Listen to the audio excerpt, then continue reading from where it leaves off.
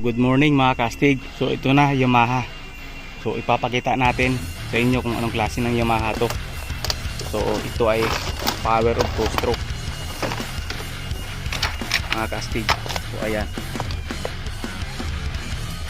So ayan po siya, kitang kita nyo. So dalawang piston po to.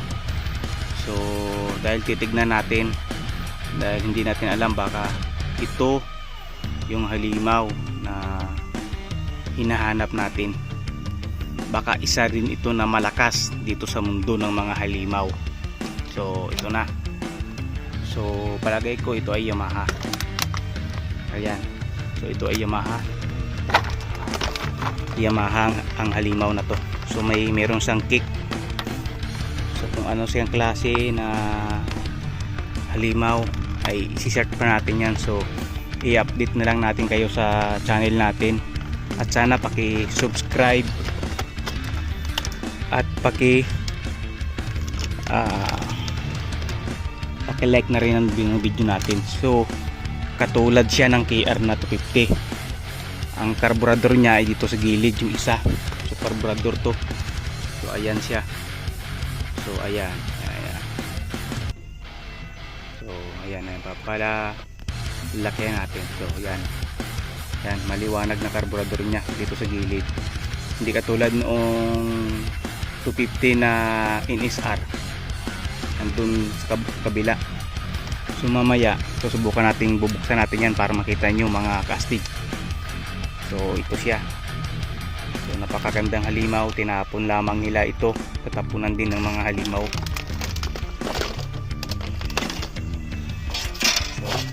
So dito ay walang stand at mabigat.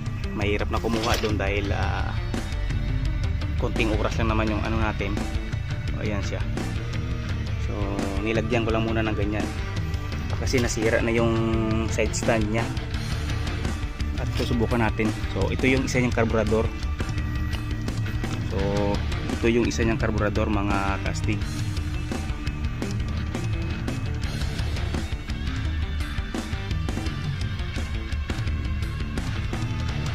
Akala ko nakapatay yung camera. So ayan. Nakapapalakihan natin. Ayan siya, ayan siya. Ayan. So ayan yung carburetor nya. Ang casting. Ayan. Ayan siya. So dalawang carburetor. Maganda, maganda. So susubukan natin, bubuksan natin yan para makita nyo rin carburetor nya, no? Kukuha tayo ng gamit doon. Ito siya. Napakagandang halimaw to pag nabuhay. So ganda pa ng clutch nya, oh. Ganda ng clutch nya. So napakalaki ng piston nya, hindi katulad nung RS na 125. Malaki yung piston nya. Yung isang block niya. So sa mga mekaniko dyan, shout out naman, like naman ang video natin mga sir, mga bossing mechanic natin dyan na magagaling Yamaha. So hindi ko pa alam kung anong klase ng Yamaha siya. At yan mamaya Yamaha, yan Yamaha.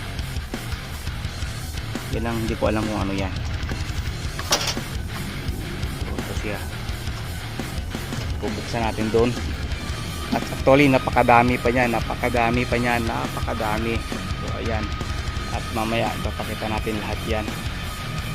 Hanggang doon napakadami. Honda, NSR, napakadami pa. Yung iba nga dito nabinta na.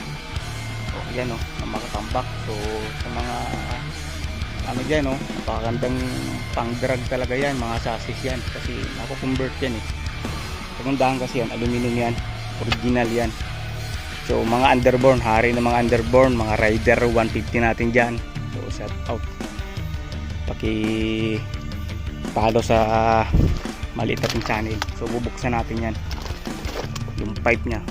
Napakaganda ng pipe nya, kahit may kalawang na yan, yung loob nyan sigurado solid pa rin. So mamaya titignan natin sa YouTube kung anong klase ng Yamaha to. So ngayon kukuha muna akong gamit at sisilipin natin yung carburetor nya. Yamaha 3. Ayan, di ba? So kukuha tayo ng gamit ko. Silipin natin yung carburetor nya kasi nakakapilit ng laman pag nagkakatikat tayo ng mga carburetor dito sa mundo ng mga halimaw, kastig. Yan. So 10 lang naman dun. Pa tayo ng gis dun. Huwag na lang siguro, diba? So maliit lang yung carburetor niya sa ilalim, pero dito sa loob tayo ng mga carburetor yan. Ano klaseng carburetor yan? Tingnan mo naman, may ano pa dun sa taas ng carburetor niya. O kaya nga ipapasilip ko sa inyo. Bubuksan natin yan. Ang klaseng mga carburetor yun. O ito yung normal na carburetor na nakikita ko, pero yung isa dun grabe naman yan.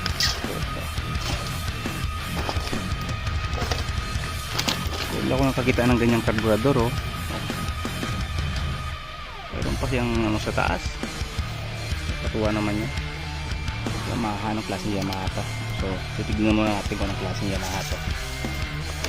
So ayun na. So, dahil dito yan pala, TSR pala to. So Yamaha TSR 250cc.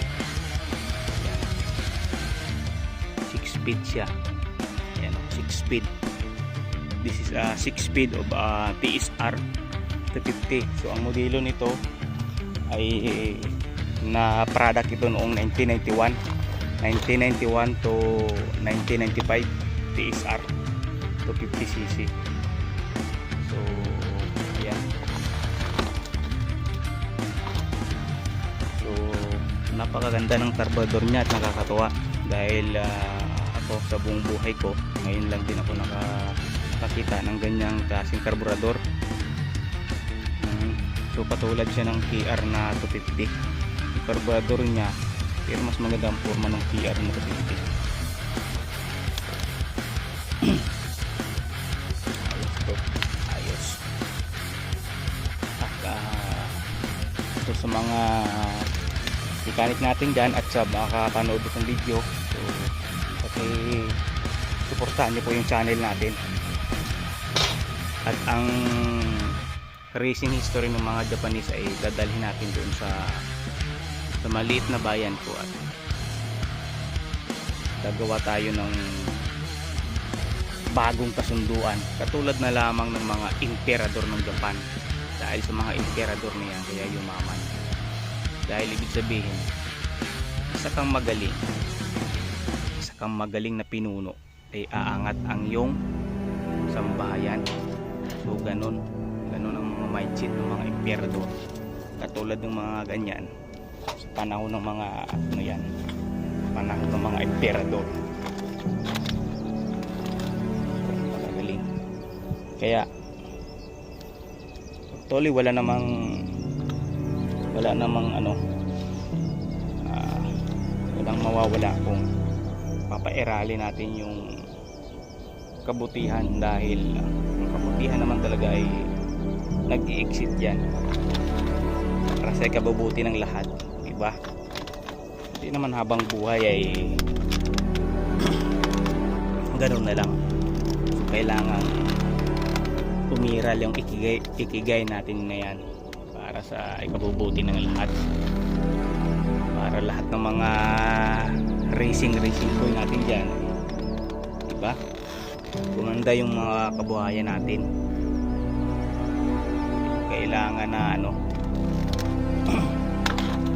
mga sarili na lang natin yan.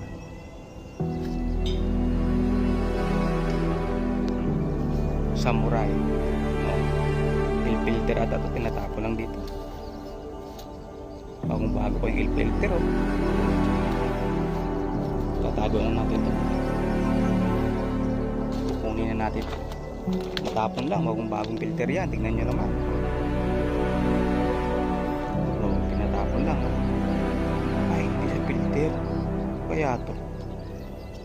CPU cooler pala po.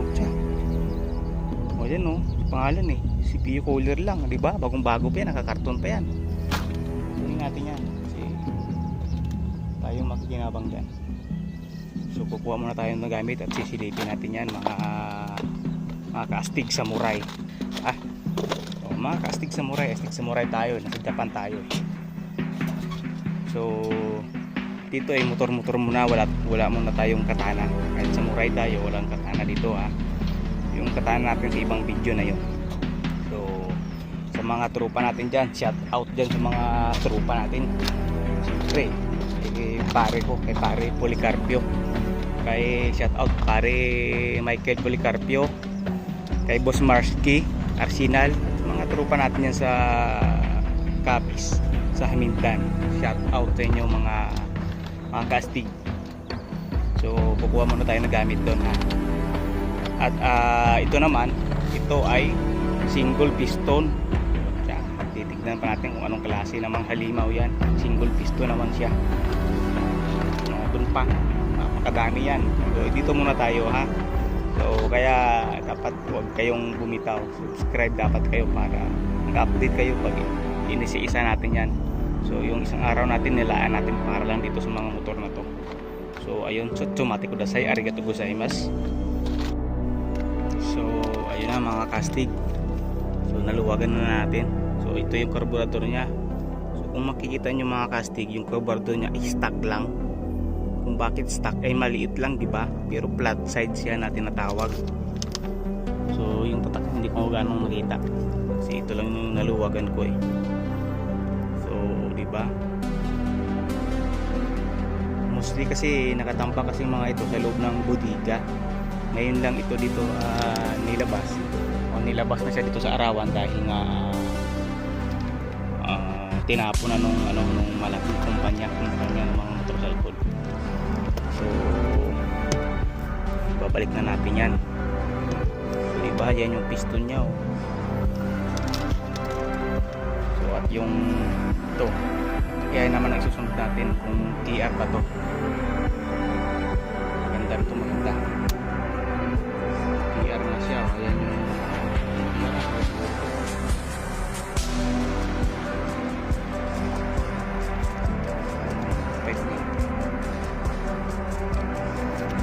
so ito na, ibabalik na natin to. Tapos doon sa kabila ay hindi na saka na lang natin bibidyohan yan pag nadala na dun sa sarili nating hideout. Bibidyohan natin yan, i-restore natin ang mga yan. So ito babalik na natin. So yun na lamang. So TSR 250cc mga kastig. So ayun. So ang video na to ay hanggang dito na lang ngayon, TSR 250. So maraming salamat at dito naman tayo sa iba. So arigato gozaimasu minasan.